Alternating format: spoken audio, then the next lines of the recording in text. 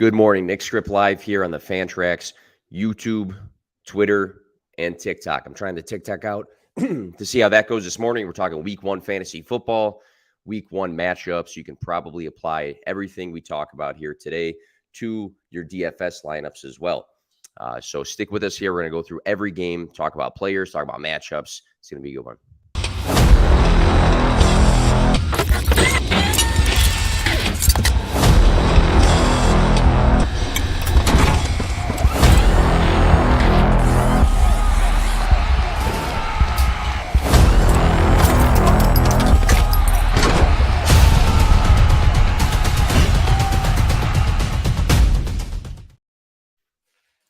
All right, so for the first matchup, we have the Bengals versus the Browns. Plenty of concern that Joe Burrow is potentially not going to be ready for this one. He had that calf strain.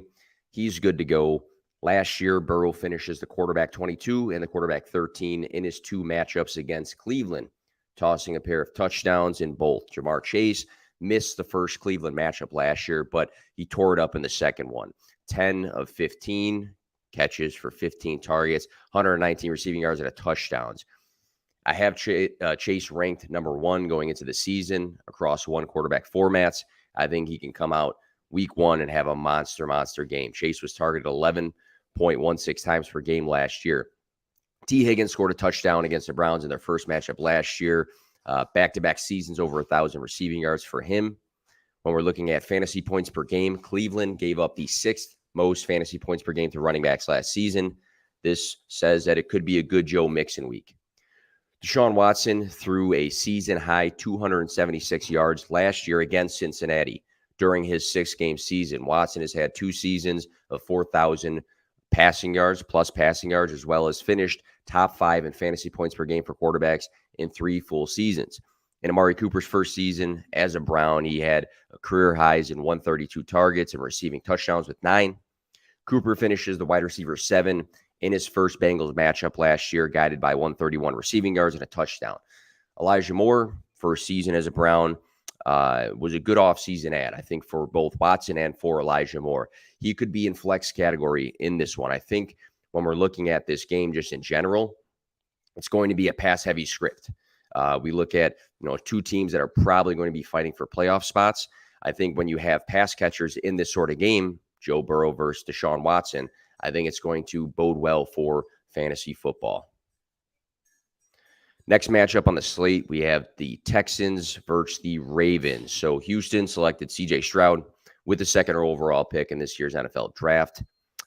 8,123 passing yards and 85 passing touchdowns in his career at Ohio State. The Ravens allowed the 12th most fantasy points per game last season to wide receivers, which I think makes Nico Collins an interesting play this week. Just seeing that, he probably is their wide receiver one. They got a couple guys that could fill into that role, but I think Nico Collins, if we're, banking on somebody, I'm going to bank on the big, 6'4" wide receiver. In weeks 10 through 13 last season, Collins averaged 9 targets before he got banged up. So last year, with primarily Davis Mills, Brandon Cooks was on the roster. We saw some weeks that Nico Collins was being heavily targeted, and I think that could be the case here. But I want to talk about Dalton Schultz, the tight end. He comes to Houston from Dallas after 3 straight seasons with 89-plus targets and ranging from 577 to 808 receiving yards. Schultz could end up, in my opinion, being Stroud's wide receiver one, or not wide receiver one, target one. That would make sense there. Dameon Pierce finished with 939 rushing yards last season. Rookie year across 13 games. Pretty good numbers for playing in 13 games. Devin Singletary's in the mix, so I do want to note that because I feel like last year he didn't really have too much touch competition in Houston, and I don't like this matchup, just in all honesty. The Ravens allowed the 3rd fewest rushing yards per game last season, and they added Roquan Smith late October, so their defense got even better late October. They were tough against the run. Dameon Pierce this week, he has a little bit more competition in the backfield than he did last year, and now he plays a really tough Ravens, I'm rocking the jersey, Ravens defense this week. Speaking of the Ravens rocking the jersey, you got the Lamar Jackson jersey on right now. Not only was he given the bag this offseason, he got paid, but he also has 2 new weapons in that offense. You have rookie Zay Flowers and the veteran Odell Beckham Jr. Jackson has averaged over 20 fantasy points per game for 4 straight seasons. Flowers was a first-round draft pick after finishing his final Boston College season with 1,077 receiving yards and 12 touchdowns in 12 games. Flowers has been absolutely smoking the preseason. You see a lot of good Zay Flowers reports and Zay Flowers clips. Mark Andrews going to be out this week, so a lot of people are going to be looking at Isaiah Likely. I think it depends on who else you would be juggling that position with when it comes to Isaiah Likely versus, another tight end. I think some people will look at the games that he had last season and see some pretty good marks there. So if you were already streaming a tight end this week, Isaiah Likely, if he's available, could be a good option. Otherwise, you just kind of have to weigh out who do we have. I mentioned a guy like Dalton Schultz, Isaiah Likely. You can kind of juggle that one. But when we have the solidified guys, the Dallas Goederts, I think even the David Njoku's of the world, I think I'm still taking those guys above him. I like this week a lot J.K. Dobbins. He has a juicy matchup against the Texans, who last season, and I keep saying, I keep speaking on stats from last year. And yes, teams changed their personnel. Teams traded for people. Teams added free agents. But it's always important to say, hey, last year, this is how it looked, because we're in week 1. We're not exactly sure how everything's going to look. So we do want to reference last year to an extent. But J.K. Dobbins, good matchup against the Texans here. Last year, they allowed the most fantasy points per game and the most rushing yards per game, which is great for running backs right there. And Dobbins has averaged 5.7 and 6 yards per carry in his 2 seasons played, and has displayed upside in both rushing yard totals along with touchdown scoring. So I love Dobbins this week. It's a great matchup. I think he finds the end zone. Next matchup, we got the Buccaneers versus the Vikings. Minnesota was the second best fantasy wide receiver matchup last year, which is encouraging for a guy like Chris Godwin, maybe Mike Evans, whose ADP really has reflected, hey, Tom Brady's not the quarterback no more. Now it's Baker Mayfield. So Godwin has had an average depth of target of 7 or fewer across the last 2 seasons, while ranking top 6 in back-to-back seasons in yards after the catch. The low average depth of his target and the yak combination shows that he's a playmaker at the end of the day. As a wide receiver who has totaled over 1,000 yards the last 2 seasons. We like this because Baker doesn't have to be accurate throwing the ball down the field the way he probably does against a guy like Mike Evans. The Vikings also allowed the 10th most fantasy points per game to running backs last season, which could be a plus this week for a guy like Rachaad White, who should be the lead back. White managed to catch 50 balls last season as a rookie. We had Leonard Fournette in the same system, who caught 73. He's a free agent. Kirk Cousins put up a career-high 643 attempts last season, which ranked 4th highest amongst quarterbacks and shows the volume through the air. Justin Jefferson finished 2022 number 1 in like everything, right? He had a monster season. Targets, receptions, receiving yards, yards after catch, total route wins, total fantasy points. The Vikings did select Jordan Addison out of USC in the first round. That will pair with Justin Jefferson. Addison had a huge college season. It was back at Pitt. 1,593 receiving yards and 17 touchdowns. That was in 2021.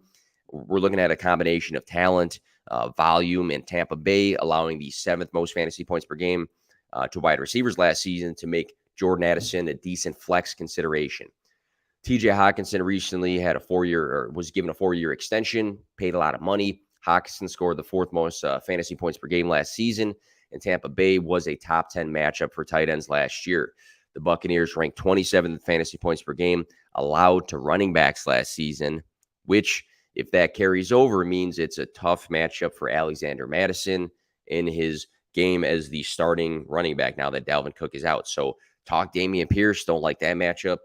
I'm talking Alexander Mattison. I don't really like that matchup either. Panthers versus Falcons. So Carolina selected Bryce Young, first player off the board this year in the NFL draft out of Alabama. He finished his college career, 8,356 passing yards and 80 passing touchdowns. Atlanta allowed the 8th most passing yards per game last season. So these are, decent things to look at, but it's tough for Bryce Young and the Panthers this week. We have DJ Shark out of the mix. I did like him, but he seems to have always been dealing with injuries. We also have Adam Thielen, who I think is out, or he might not just play just in general. It's looking like a week that is going to potentially feature the rookie Jonathan Mingo. It's looking like a week that could be a Hayden Hurst streaming week. In all honesty, I think Hayden Hurst is a guy that, if you're playing some DFS or you're streaming the tight end position, you might take a look at him. He's had 2 seasons where he's had pretty decent targets.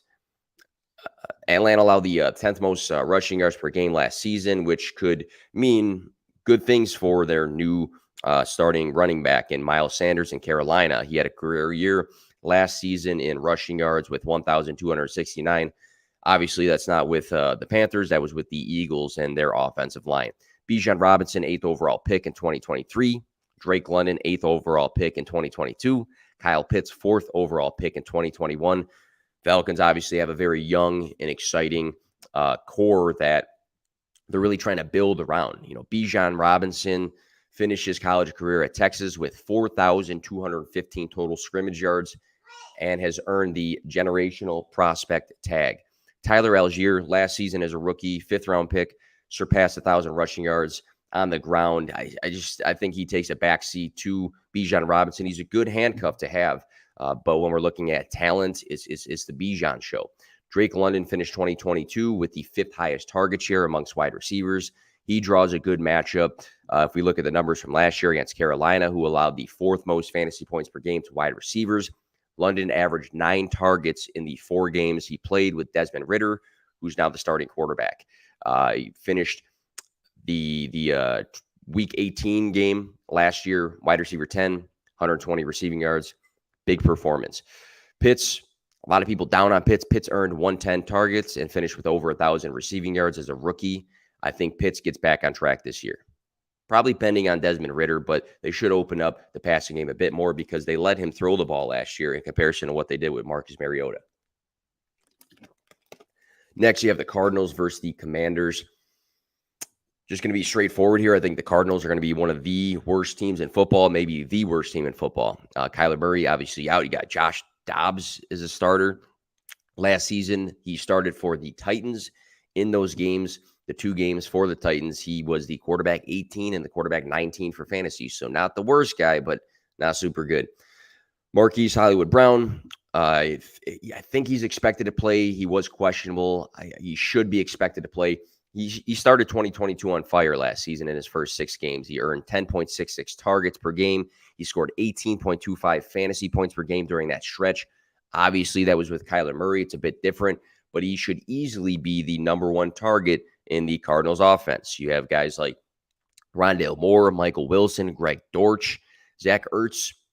If he plays, he's coming off of a big injury. I do like Trey McBride. If you look at Trey McBride, 90 catches, 1,121 receiving yards in his final season at Colorado State. That is a set of wide receiver numbers right there as a tight end prospect. I really liked him a lot.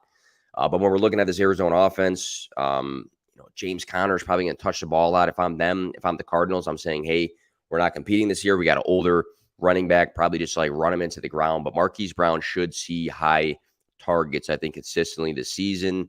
Hopefully sooner than later with Kyler Murray.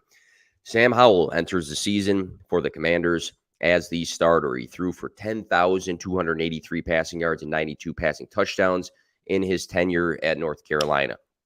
I think what stands out with Howell is that last season he lost a bunch of pieces in North Carolina, so he rushed for 828 yards on the ground, which shows some upside with his legs. Arizona allowed the 11th most fantasy points per game to quarterbacks last season. That's a plus right there, too. Terry McLaurin returned to action on Wednesday. He was dealing with turf toe, maybe still is. I don't know if he's 100%, but he is out there. He should be playing. He's had 3 straight seasons of 1,000 receiving yards. Got to talk about my guy, Jahan Dotson, though, former first-round pick for Washington. You look at the clips in camp, him and Sam Howell look great together. Dotson's been a guy I truly believe in as a talent. We saw the flashes last season. Hot take, I think he could be the best wide receiver in Washington this year. Eric Bieniemy, he's the new Washington offensive coordinator after being in the same role for Kansas City the last 5 seasons. The hope here is that Antonio Gibson is the new Jerick McKinnon, who, I'm not trying to talk about Thursday's game, Jerick McKinnon didn't look great, and that one didn't get a lot of work. But last season, Jerick McKinnon had 56 catches for 512 receiving yards and 10 touchdowns. The hope here is that Eric Bieniemy is now in this system, and he goes, hey, that's my new Jerick McKinnon, Antonio Gibson, the best playmaker in the system. Next, we have the Jaguars versus the Colts. 2022 was a huge jump for Trevor Lawrence. He finished with 28 more completions, 472 more passing yards, 16 more total touchdowns, and 9 fewer interceptions from his rookie to sophomore season. It was a good jump for him. I was kind of out on him leading into last season. I was definitely wrong. Lawrence was a top 12 fantasy quarterback in both of the Colts matchups last season, with Week 6 being a QB4 overall finish. In that Week 6 matchup against the Colts, he completed 90.9% of his passes, which is insane to look at that number. He threw a touchdown and he rushed for 2. Calvin Ridley, going to have a huge season, will return to action for the first time since October of 2021. Ridley earned 143 targets and finished with 1,374 receiving yards back in 2021 for the Falcons. 2022 was a career year in several different statistics for guys like Christian Kirk, Zay Jones, Evan Ingram. Last season, the Colts allowed the 7th most fantasy points per game to running backs, which is a big plus for Travis Etienne, who rushed for 1,125 yards last year. Tank Bigsby, we'll see what his impact is on Travis Etienne's workload. I can see in games the Jaguars go up that they use Tank Bigsby a little bit more, but Travis Etienne, I think, is set up for a good week here.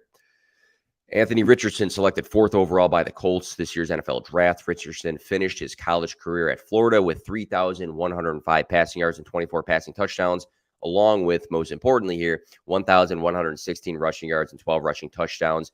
That just shows his dual threat ability. Mobile quarterbacks, we know, translate great for fantasy football scoring, and the Jaguars were the 8th best fantasy matchup last season for quarterbacks. We have the alpha wide receiver Michael Pittman Jr. He had one of his best fantasy weeks last year against the Jaguars. He caught 13 of 16 targets for 134 receiving yards. Jonathan Taylor, he's going to miss 4 weeks, which is unfortunate for fantasy football because he remained on that PUP list. That leaves Deion Jackson. I think Zach Moss is out of the mix here as the starter. Jackson finished Week 6 against the Jaguars last season as the running back 1 because he caught 10 passes. So obviously, it's different. I don't know if Anthony Richardson is going to dump off the ball in the way Matt Ryan did last season. But I guess if you're in a bad running back spot and you have Deion Jackson, the hope is that he catches some passes and falls into the end zone this week. 49ers versus the Steelers. Brock Purdy, who finished as a top 10 fantasy football quarterback in 3 of his 6 starts last season, will open up as the starter. Christian McCaffrey finished 2022 averaging the 2nd most fantasy points per game for the running back position. The Steelers allowed the 10th most fantasy points per game last season. 2 wide receivers. This could be good for the likes of Debo and Brandon Ayuk, especially if George Kittle is banged up, and he is. So we're looking at, the absence of him, potentially Debo and Brandon Ayuk getting plenty of work here. So last season, Ayuk finished with career highs in targets with 113, receiving yards with over 1,000, and receiving touchdowns with 8. Down season due to injury for Debo last year, which was disappointing because 2021, he was the 3rd best wide receiver in fantasy points per game. Last season, the 49ers ranked outside the top 25 in fantasy points per game across quarterback, running back, and tight ends, making them a really tough matchup across the board. The asterisk was the wide receiver position, with the 49ers allowing the 6th most fantasy points per game. So they were not a good matchup for any position but wide receivers. Deontay Johnson, we've got to talk about him. He's earned 147, 169, 144 targets across the last 3 seasons. He should be highlighted. He is the guy. 2022 was disappointing for Johnson in fantasy scoring due to not having great receiving yards, and he scored 0 touchdowns. But Kenny Pickett has looked improved this offseason, and the hope is that Pittsburgh takes a leap in 2023, which we're hoping after seeing some of those preseason games with Pickett. Back in 2021, Johnson scored the 8th most fantasy points per game. George Pickens, very polarizing wide receiver, finished his rookie campaign last season with 801 receiving yards. Pickens ranked number 2 in ADOT and number 7 in deep balls. So that shows, bigger playmaking abilities, the chance for splash plays. The big asterisk here is he going to see consistent targets at the end of the day? Then we got a couple more matchups here. The Titans versus the Saints. Last year as a Cardinal, DeAndre Hopkins earned 10 plus targets in 78% of his games. So it was a smaller sample size, 7 of 9. The Saints were a tougher matchup last year for wide receivers. Everyone's going to throw out that Marcus Lattimore matchup sort of tag to this game here. Hopkins should see the volume. Treylon Burks, Chig Okonkwo, we'll see what they get beyond Hopkins. I just think he is the true alpha for Ryan Tannehill. The Saints were a tough matchup last year for running backs as well, ranking outside the top 20 in fantasy points per game allowed. But we expect Derrick Henry to touch the football a lot. Just as simple as that. He is a true workhorse. He had 9 games last season, over 100 yards rushing. The Titans allowed both the most fantasy points per game and passing yards per game as a defense, which really, to me screams Chris Olave. Last season, as a rookie, Olave ranked number 4 in deep targets, number 9 in ADOT, and number 8 in air yards. He finished with over 1,000 receiving yards. These bigger play metrics pair well with a guy like Derek Carr, which if you love him or you hate him, last year he ranked 5th for quarterbacks in both deep ball attempts and air yards. So we have a wide receiver that was going deep last season paired with a new quarterback that likes to throw the ball deep. So 2 + 2 = 4. Michael Thomas has been untrustworthy for fantasy football because he's only played in 10 games across the last 2 seasons. Everyone will, reference and remember the 2019 season, 1725 receiving yards. I don't know if he'll ever get back to even being a guy that's going to be within the top 20. But I will say if he is even a fraction of that and healthy, he can have some fantasy football flex-worthy relevance, right? Juwan Johnson is a tight end that has a friendly matchup based on last year's numbers, 4th most fantasy points per game allowed. Johnson scored 7 touchdowns last season, and you look at Derek Carr and the history of Darren Waller, and you say, hey, there's hope for Juwan Johnson here. The Raiders versus the Broncos. So Denver allowed the 9th most fantasy points per game last season at running backs, which Josh Jacobs knows well because last year against Denver, he finished as the running back 2 and the running back 7 in weeks 4 and 11 against Broncos. Week 4 last season, Jacobs dropped 144 rushing yards and 2 touchdowns on the Broncos. And then the next matchup, 109 yards. Jacobs led the league, we know, in rushing yards, 1,653 yards. He's not holding out. Good things for fantasy football in the NFL. Denver was the toughest matchup in the NFL for wide receivers last year, which is an eyebrow raise here for Devontae Adams, who will have his first season with Jimmy Garoppolo under center. Adams did finish week 4 with 101 receiving yards, then exploded week 11 for 141 receiving yards and 2 touchdowns against Denver. So he did have good days last season, but we do have the Jimmy Garoppolo, switch and transition, which I don't think it's, a crazy change at the quarterback position. But Patrick Surtain, going to be a tough guy. Last season, the Raiders were a positive matchup for both quarterbacks and running backs, ranking 6th and 5th in fantasy points per game allowed to those positions. Russell Wilson simply was bad last season in Denver. But the hope is that he bounces back now that Sean Payton is leading the offense as the head coach. Wilson had 4 seasons of 4,000 plus passing yards and 3 seasons of 30 plus passing touchdowns. So the hope here is like, hey, let's get Russell Wilson back to what he was in the past. Jerry Jeudy, I think, is questionable. I'm probably the biggest Jerry Jeudy fan, biggest Jerry Jeudy truther in the space as an analyst. If he's playing this week, I'm probably not playing him. So I could be missing an update because I don't have my phone on me. But Jerry Jeudy dealing with the hamstring issue. If he's out, we give bumps to Cortland Sutton, Marvin Mims, potentially Greg Dulcich here. Javonte Williams is in the clear to play this week, which has surprised a lot of people because he's coming off of that ACL tear. How much volume he's going to see in week 1 is unknown, which could mean maybe Samaje Perine in super deep leagues gets more touches just because they don't want to rush him into, crazy working volume.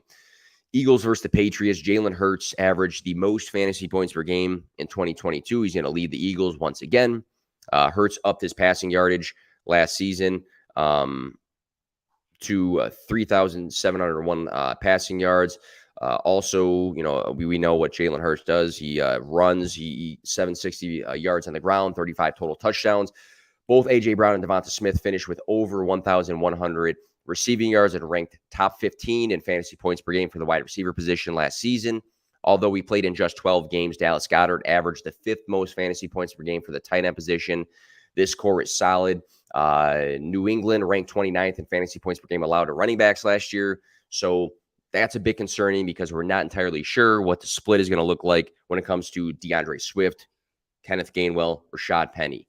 I like DeAndre Swift the best. I think he's the best talent on the roster. I still am all in on him being a dual threat running back. I think he is going to be utilized in a very positive way, but it's a little iffy because we're not sure what the total touch is going to look like. And the defense last year against running backs was pretty tough. Last season, the Eagles were a tough matchup for fantasy football across the board. The Patriots have, many questions right now. Ramondre Stevenson, is he going to play? He looked great last year, 1,040 yards and catching 69 passes. That was great. And then you had Ezekiel Elliott hit the roster, and a lot of people will say, Ramondre Stevenson's that guy. Zeke didn't look good. His efficiency numbers weren't great. Zeke's touched the ball a lot throughout his whole career. Zeke has scored many touchdowns. So if you have Ramondre Stevenson, I'm not saying, if he's healthy, sit him ever, but I am saying, like, stop ignoring guys touching the ball and scoring. Like, he's probably going to touch the ball, Zeke. In what capacity, we'll see. Juju Smith-Schuster will be in his first season with the Patriots and should be the number one target. But there's these weird reports that came out about his knee being, close to exploding or something. I don't know. It was a weird set of reports. I do like Mike Gesicki signing for the tight end position after some of his better seasons in Miami. We look at those numbers.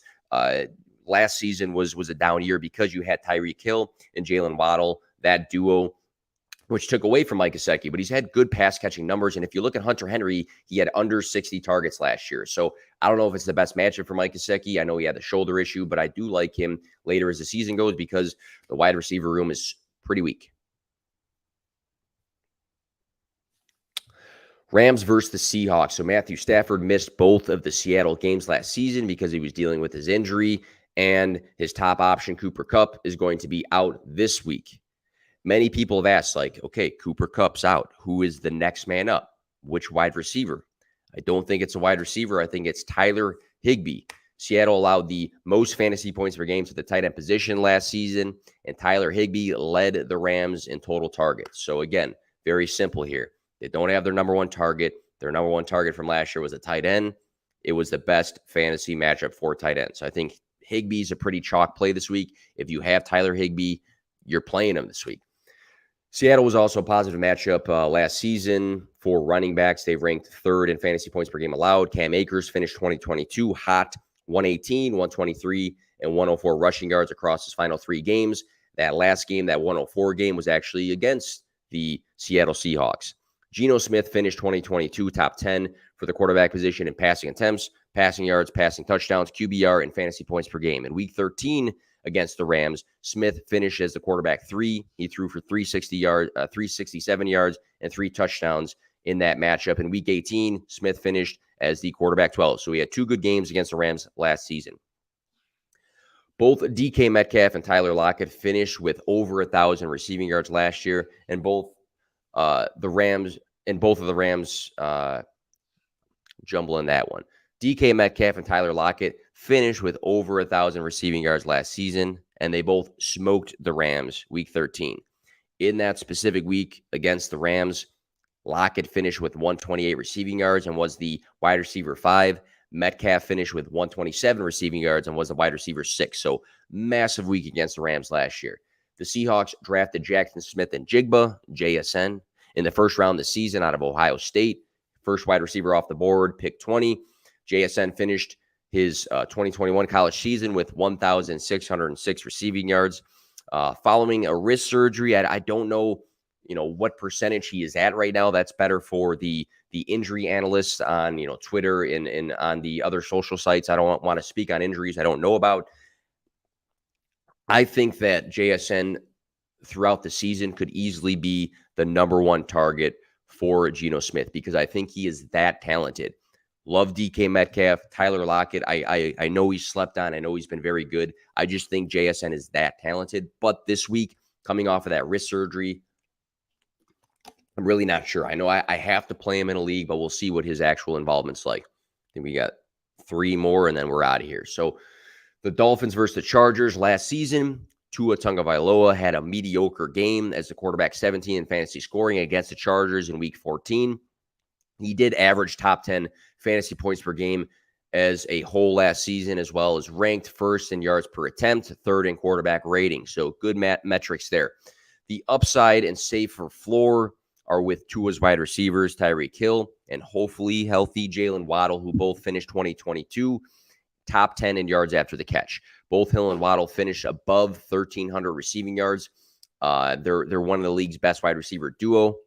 And we're looking at a game where the script's probably going to be through the air. Dolphins versus Chargers, Tua versus Justin Herbert. Tua's probably going to have to match Justin Herbert. So Tua has been very good about being competent with getting the ball into his playmakers' hands. He had some upside last season in two categories: the percentage of games with 3+ passing touchdowns and the percentage of games with 300+ passing yards. And that has a lot to do with Tyreek Hill and Jalen Waddle.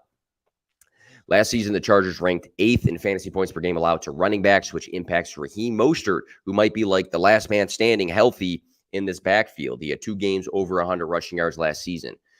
Other side of the ball, for 2 straight seasons, Justin Herbert is ranked 2nd in passing attempts with a career high 699 last season. 2022, it looked like a down year for Herbert, who himself dealt with a rib injury. But we have to look at the fact that Keenan Allen missed time, Mike Williams missed time. Those guys are healthy. In last season's matchup, Williams finished with 116 receiving yards and a touchdown against the Dolphins, and Allen caught 12 passes for 92 yards himself. So both of those guys looked great in this specific matchup last season. Williams was a top 15 fantasy wide receiver last year in 6 of his 11 games that he played 50% plus of the snaps. A lot of people have, hyped up, maybe not as recent, but Quentin Johnston. Don't forget that Mike Williams, healthy, is like good at football. We're looking at Keenan Allen. Keenan Allen last season in the final 7 healthy games averaged 10.71 targets, 7.86 receptions, 83 receiving yards, and 0.57 touchdowns. So Keenan Allen, I know he's old, but he looked great last season in the games he was healthy, and it was at the end of the season. Miami allowed the 12th most fantasy points per game to running backs last year, which is a good note for Austin Eckler, who does good things for fantasy football, just as simple as I can put it there.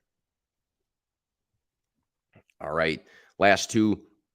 Packers versus the Bears, trying to lead my bias out of this one. But Chicago allowed the 2nd most fantasy points per game to running backs last season. And although they added to their defense in the offseason, I do believe Aaron Jones has a good week here.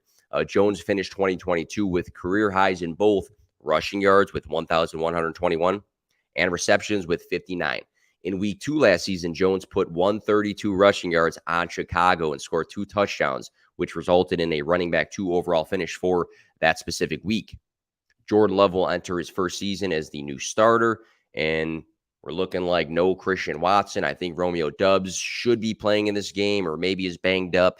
This could mean bumps for their 2nd round selections, Jaden Reed and Luke Musgrave, with the unknowns in who will be, the go-to guy with Christian Watson being out. I think the safest bet here is Aaron Jones. I think the safest bet with, hey, Christian Watson's out. Is it going to be Doubs? Is Jaden Reed going to step up? Is Luke Musgrave going to step up? I could see Aaron Jones leading running backs this week in receptions just because they don't have their guy, and he's good at that.